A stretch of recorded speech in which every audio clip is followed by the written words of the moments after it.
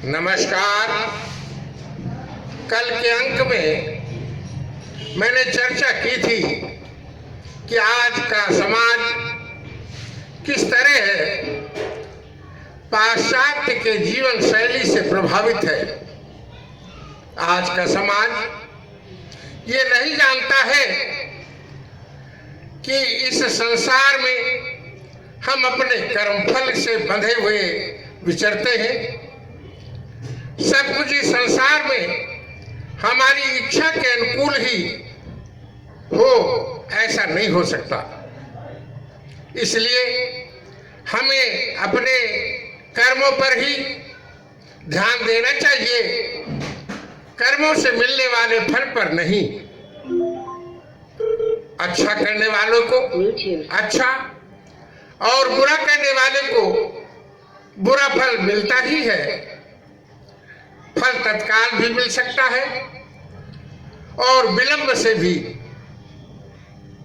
कभी कभी इस जन्म के किए हुए कार्य का फल अगले जन्म में भुगतना होता है। इन्हीं जीव के साथ ही ईश्वर भी हृदय स्थल में निवास करता है और हमारे अच्छे तथा बुरे कर्मों को नोट करता रहता है। मन में कर्म का भाव आते ही ईश्वरीय पंजिका में नोट हो जाता है। इन्हीं कर्मों के फल का प्रारब्ध भाग्य, जिसे कहते हैं, हम लेकर मनुष्य जन्म लेता है। न्यासपीठ आम जनमानस में ऐसे सकारात्मक भाव पैदा करेगा जिससे लोग अच्छे कार्य की ओर बढ़ें और बुरे कार्य करने का भाव मन में ही न लाएं। सदियों पहले जिस भारत देश में पढ़ने के लिए विदेशों से तक्षशिला और नालंदा में आते थे, परंतु इस देश की शिक्षा को इस तरह दूषित किया गया कि आज किसी भी भारतीय को पूरी तरह से अपने देश का इतिहास नहीं मालूम है। आधुनिक शिक्षा के नाम पर भारत को अपनी संस्कृति और सभ्यता से विहीन करने का जो षड्यंत्र अंग्रेजों ने रचा था, वो आज लगभग पूर्ण हो चुका है। पढ़े लिखे भारतीय नवयुवकों के मध्य बढ़ती हुई पाश्चात्य सभ्यता ने जितना नुकसान पहुंचाया है, वह अवर्णनीय है, उसको बताया नहीं जा सकता। लॉर्ड मैकाले की यह नीति, यदि किसी राष्ट्र को नष्ट करना चाहते हो तो उसके इतिहास और संस्कृति को नष्ट कर दो, राष्ट्र अपने आप नष्ट हो जाएगा। If you want to destroy a nation, destroy its history and culture first. The nation will be destroyed of its own record. भारतीय संस्कृति का अन्यतम दृष्टिकोण अनेकता में एकता को स्वीकार करना ही है। धर्म और दर्शन दोनों में यह दृष्टिकोण मान्य है। भारत को अपना देश और भारतीयता को अपना धर्म मानने वालों के मतांतरों की विविधता देखकर सबको अचंभा होता है। सनातन धर्मी आए,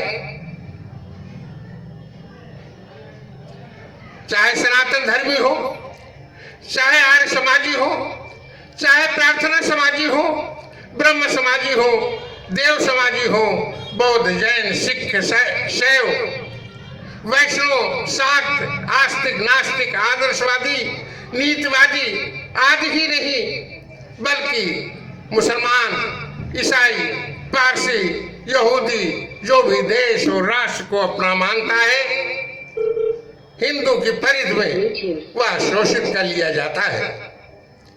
अनेक मतमतांतर विचारधाराएं एक हिंदू तत्व में समाविष्ट हो जाती हैं। यही अनेकता में एकता है।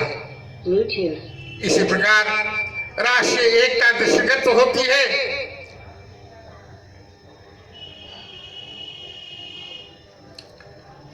अनेक मत मतांतरों, विचारधाराओं एक हिंदू तत्व में विशेष समाविष्ट हो जाती हैं। हम इसी अनेकता की एकता की बात कर रहे हैं। इस प्रकार अनेकों भाषाएं बोली जाती हैं अपने देश में, विविध रीत रिवाज है, परंतु राष्ट्रीय संगठन में ये सब एक है।